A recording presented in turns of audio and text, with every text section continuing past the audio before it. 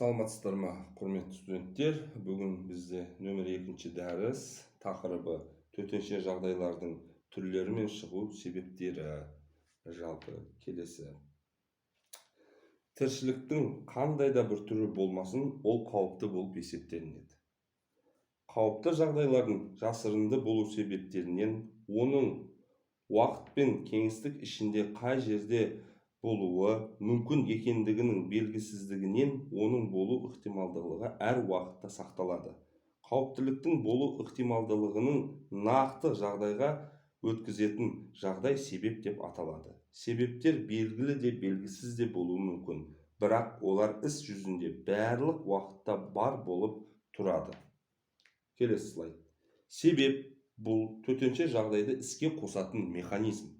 Сонымен қауіптіліктің болу ықтималдылығы себептің салдарынан нақты жағдайға көшіп төтенше жағдай деп алатын оқиғаны туғызады. Ал ол жағдай қоғам үшін әртүрлі қолайсыздықтар әкеледі. Адамдардың өлімі мен ауруы, көптеген материалдық нұқсан болуы және тағы да сол сияқтылар.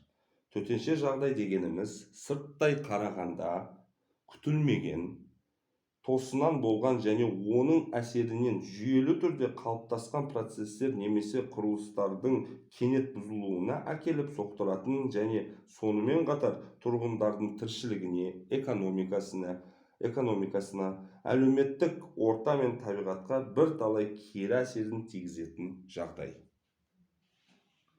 Мынау шығу себептеріне байланысты барлық төтенше жағдайлар мынандай түрлерге бөлінеді. Біріншіден ол табиғат зілзалалары. Бұл адамның антропогендік факторы жоқ, табиғаттың өзінің тылсым құбылыстары. Алда бізде лекциялар бар, табиғи апаттар деген бейне материалдар бар, бейне роликтер бар. Сол жерде сіздер толықтай біліп алатын боласыздар. Бұларға табиғат зілзалаларына жер сілкінісінен бастап, су тасқыны, жер сілкінісі, қатты желдер, оның барлығын жатқызуға болады. Келесі бізде техногендік апаттар. Техногендік апаттар дегеніміз адамның тікелей іс әрекеті емес, сол адамның іс әрекетінен болған апаттар жасалады. Мысалы ретінде біздегі адамзат тарихындағы Чернобыльдағы атом электростанциясындағы орын алған апат, 1986 жылы орын алған апат. Ол жерде енді ешқандай не болған жоқ, адамның тікелей іс әрекеті емес, ол жерде кішігірім авария орын алып, соның нәтижесінде үлкен техногенді апатқа айналып кетті. Зардабын адамзат әлі шегіп жүр. Ары қарай бізде антропогендік және экологиялық апаттар.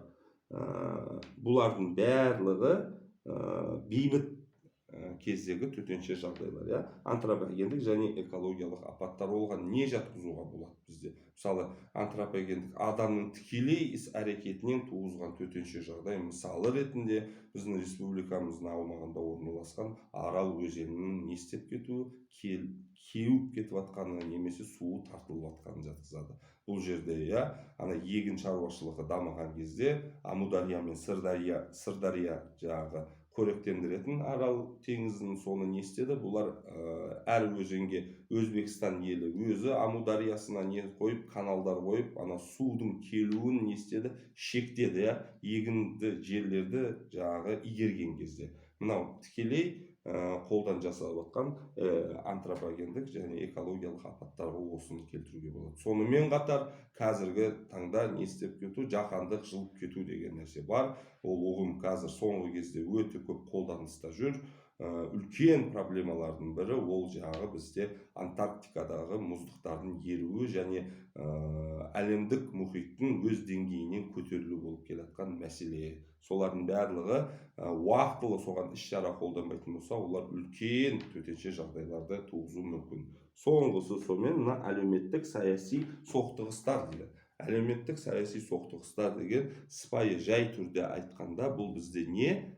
Кәдімгідей соғыс қой. Мысалы ретінде қазір жаңағы Ресей Федерацияның Украина еліне, Украинаның жеріне басып келгені, арнайы спецоперация деп айтады, арнайы операция, әскери операция жүргізіп жатқаны. Жалпы не болып жүр? Күнде ол мемлекетте төтенше жағдай болып жүр. Адамдар зардап шегіп жатыр, адамдар қайтыс болып жатыр, экологиясы күрт бұзылып жатыр, экономикасы бұзылып жатыр. Оның барлығы сол төтенше жағдайлар. Келесі слайд бізде жаңағы мен айтып бергенде табиғи зілзалалар, техногендік апаттар, одан кейін антропогендік және экологиялық апаттар, одан кейін әлеуметтік саяси соқтығыстар. Келесі бізде таралу аумағына байланысты төтенше жағдайлар мынандай түрлеріне бөлінеді. Бірінші бізде жаңағы шектелген бір объектте болған, жергілікті бір қалада, қала аумағында, өңірлік бір облыс аумағында, өңір аралық бірнеше облыстар, бірақ төтенше жағдай сол бірнеше облыс аумағынан шығып, көршілес мемлекеттерге тарамайды. Ал егерде соны тарайтын болса, ол бізде жаһандық. Мысал ретінде мен сіздерге көрсетіп өтем. Мысалы, мына шектелген деп жатырмыз. Шектелген деген сөз, мынау бізде көріп отырғанымыздай, мынау шаршы, мынау бізде не болып тұр? Объект шектелген, немесе объектілік деп айтады. Мына X, мына жердегі барлық X бізде төтенше жағдай. Мынау бір апат апат себебінен бір төтенше жағдай орын алды, немесе бір авария себебінен бір технологиялық процесс істен шықты. Оны дер кезінде несін жоймайтын болса, салдарын жоймайтын болса, бұл не дейді, мына жергілікті болып кетуі мүмкін, біздің Тараз қаламызға шығып кетуі мүмкін. Мына мысал ретінде, мынау шаршы, бұл Жамбыл облысы деп айтайық. Мына жерде мына шектелген, мына X орын алған төтенше жағдай, дер кезінде бұны жойдық, X жойылды, бұл төтенше жағдай қандай болып қалды? Шектелген болып қалды. Бірақ келесі жағдай, дер кезінде салдарын жоя алмадық, мына X тарап шықты, ол бізді жергілікті, мына біздің Тараз қаламызда. Одан кейін бізде өңірлік, ол жойылмады, ол бізде Жамбыл облысына тарап кетті. Одан кейін бізде өңір аралық, мына не істейді? Мына Жамбыл облысымен қоса Түркістан облысына таралып отыр төтенше жағдай. Одан кейін бірақ басқа не істейді? Басқа мемлекеттерге әлі тараған жоқ. Одан кейін соңғысы бізде жаһандық, ол мына бәріне кеңістікті басқа мемлекетте алатын болсақ, осы жаһандық болады. Төтенше жағдай қайда? Басқа мемлекеттерге таралып кетті салдары. Мысалы ретінде, кәдімгі біздің тарихта, осы сіздер жақсы білесіздер, бұқаралық ақпараттар қызметінің мәліметтері бойынша, біз білеміз, коронавирус болды, біз 19-шы жылы, естеріңізде ма? Сол кезде не істеді?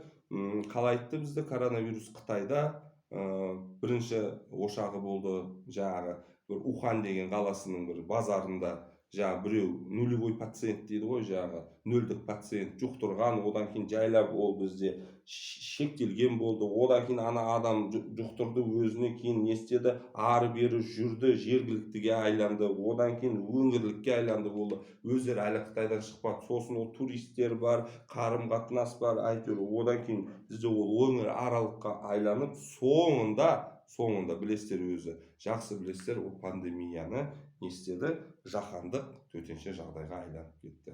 Қазір өкінішке орай кейбір зардабы, кейбір адамдар әлі коронавируспен ауырып жатыр. Осындай, бұл слайдтың толық түсінігі осы. Біз ары қарай кетеміз. Енді шектелген төтенше жағдай, мен айтқанымдай, видеоны паузаға қойып, сіздер осы мәліметтерді өздеріңіздің дәрістік дәптерлеріңізге көшірулеріңіз керек. Сіздер конспектілер жасау керек.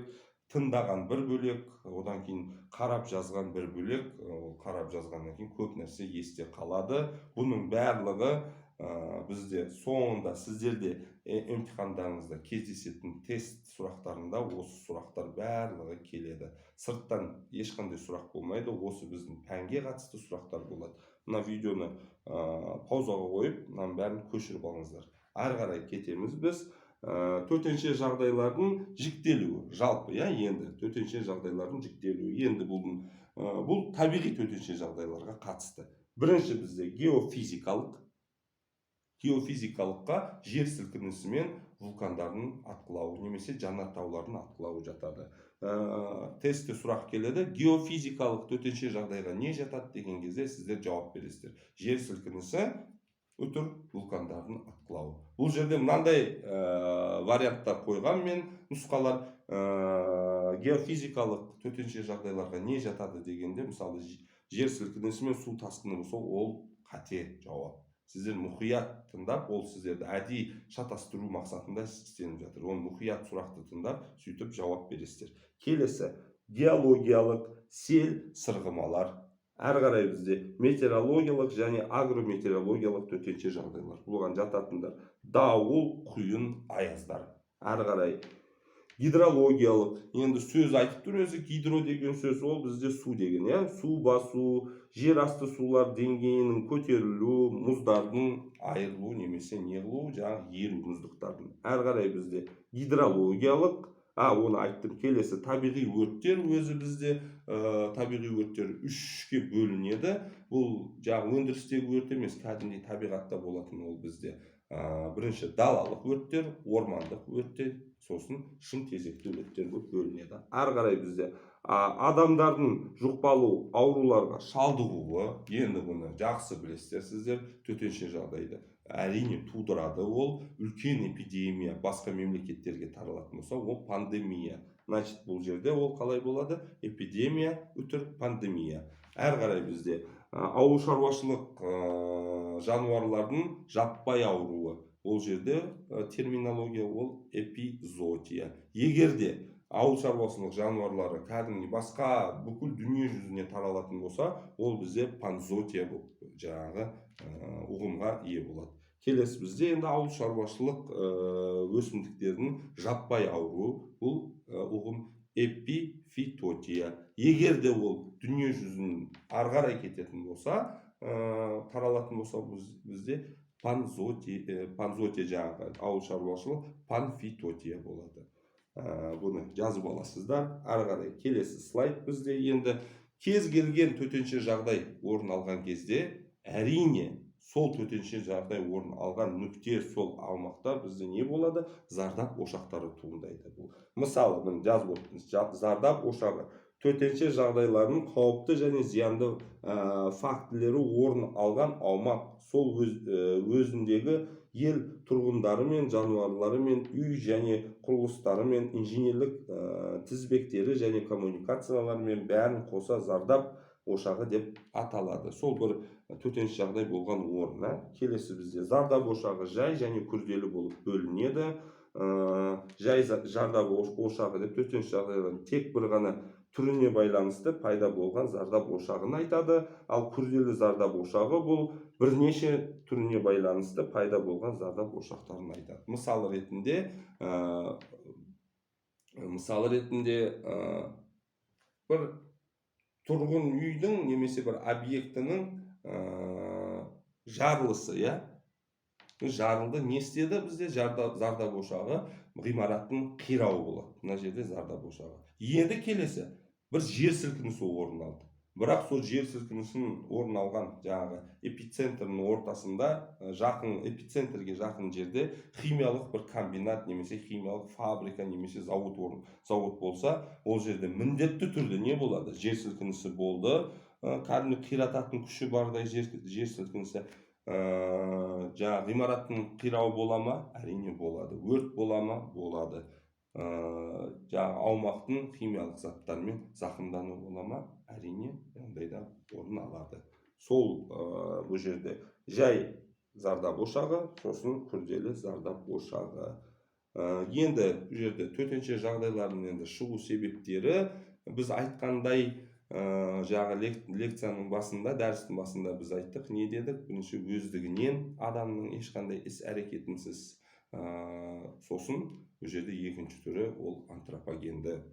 Ол жерде тікелей адамның әсері немесе жанама адамның әсері бар. Адамның қолынан жаралған нәрселердің әсерінен көбінесе мынау антропогендік төтенше жағдайлардың себебі адамдардың өзінің жұмысына тиянақты, жауапкершіліксіз, салғырт қараған себебінен болады. Мысалы, кішкентай ғана бүлік мынау технологиялық процестің істен шығуы, ол апат деп жаңағы авария деп айтатын болсақ, соның салдарын уақытылы жоймайтын болса, онда ол кішкентай авария үлкен апатқа, үлкен төтенше жағдайға айналып кетуі мүмкін.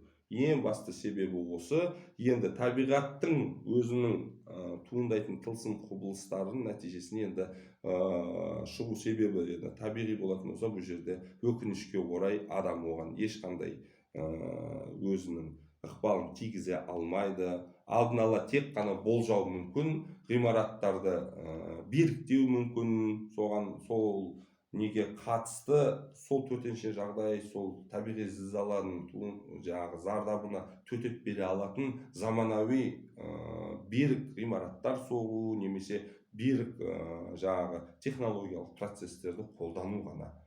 Ол тек қана ғылыми прогрестің арқасында ғана іске асатын дүние.